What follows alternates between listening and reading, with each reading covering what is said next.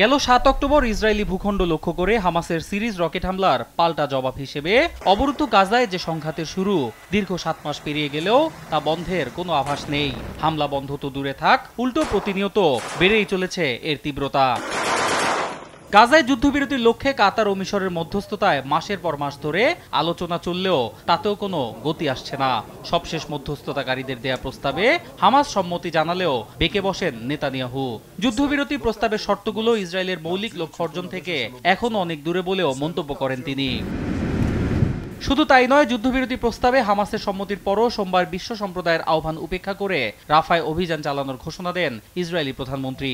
অভিযান চালানোর লক্ষ্যে সেখানকার পূর্বাঞ্চল থেকে ১ লাখ বাসিন্দাকে খান ইউনুসের তাঁবুতে আশ্রয় নেওয়ার নির্দেশ দেয় ইসরায়েলি প্রশাসন। এর পরপরই গোটা রাফায় বিমান হামলা জোরদার করে ইসরায়েলি বাহিনী। চলছে স্থল অভিযানের প্রস্তুতিও। এই যখন অবস্থা, তখন যুদ্ধবিরতির প্রশ্নে ইসরায়েলকে আর ছাড় না দেওয়ার নীতিগত সিদ্ধান্ত নিয়েছে হামাস।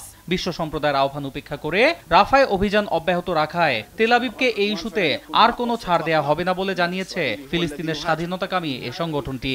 এক সংবাদ সম্মেলনে হামাসের মুখপাত্র জানান, গাজায় আগ্রাসন বন্ধ না হলে ইসরায়েলের সঙ্গে কোনো ধরনের চুক্তিতে যাবে না তারা। শুধু তাই নয়, গাজায় ইসরায়েলি হামলার বিপরীতে নিজেদের আত্মরক্ষার অধিকার ফিলিস্তিনিদের রয়েছে বলেও মন্তব্য করেন তিনি। দেখুন, গাজায় তারাই নিরীহ বাসিন্দাদের উপর হামলা চালাচ্ছে, তারাই অভিযান পরিচালনা করছে। আর তাই আমাদের অবস্থানও পরিষ্কার, গাজায় আগ্রাসন বন্ধ না হলে তাদের সঙ্গে কোনো যুদ্ধবিরতিতে চুক্তিতে যাব না আমরা। আমাদের উপর হামলা হলে আত্মরক্ষা ও সার্বভৌমত্ব রক্ষার অধিকার আমাদেরও রয়েছে। হামাসের ওই শীর্ষ কর্মকর্তা আরো বলেন, যুদ্ধবিরতির প্রস্তাব নিয়ে আলোচনার জন্য কায়রোতে হামাস প্রতিনিধিরা অবস্থান করলেও এ বিষয়ে বল এখন ইসরায়েলের কোর্টে। যুদ্ধবিরতি প্রস্তাবে সম্মত হওয়ার পরও ইসরায়েল যেভাবে আগ্রাসন চালিয়ে যাচ্ছে তাতে নেতানিয়াহু প্রশাসনের আসল চেহারা স্পষ্ট হয়ে উঠছে বলেও মন্তব্য করেন তিনি। বল এখন ইসরায়েলের কোর্টে। আমরা জাতিসংঘ সহ বিশ্ব সম্প্রদায়কে বলবো তারা যেন রাফায় অভিযান না চালাতে ইসরায়েলকে চাপ দেন, কেননা আগ্রাসন বন্ধ না হলে গাজাবাসীর জীবন আরো হুমকির মুখে পড়বে। সব ধরনের আলোচনা ভেস্তে যাবে, মধ্যস্থতাকারীদের সব প্রচেষ্টা ব্যর্থ হবে। তবে আমরা বলতে চাই, রাফায় যদি সত্যি স্থল অভিযান চালানো হয় সেটি আমাদের জন্য কোনো পিকনিকের বিষয় হবে না, আমরাও বসে থাকবো না।